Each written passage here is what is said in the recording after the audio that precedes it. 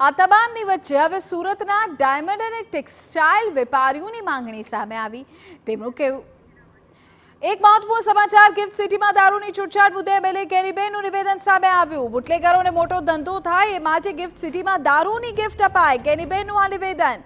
સરકારે બુટલેગરો અને દારૂડિયાઓને છૂટ આપી છે, જે ખરેખર નિંદનીય છે। કોઈ પણ દારૂ પીને પકડાશે તો ગિફ્ટ સિટીમાં દારૂ પીધાનું કહેશે। આમાં કઈ રીતે દારૂબંધીના નિયમોનું પાલન સરકાર કરાવી શકશે, પોલીસ કરાવી શકશે, એ સવાલ છે। આ મોટા સમાચાર સરકારે ગુજરાતને કલંક લગાડવા માટે આ નિર્ણય લીધો હોવાનો સ્પષ્ટ રીતે આક્ષેપ કેરીબેને કર્યો।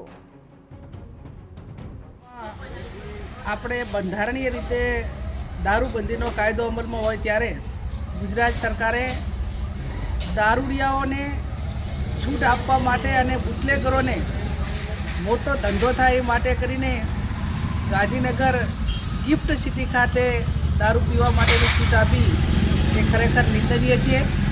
કોઈ પણ માણસ ક્રાઇમ કરશે, કોઈને નુકસાન કરશે, દારૂ પીધેલો પકડાશે તો સમગ્ર ગુજરાતની અંદર એક જ વાત આવશે કે અમે ગિફ્ટ સિટીની અંદર દારૂ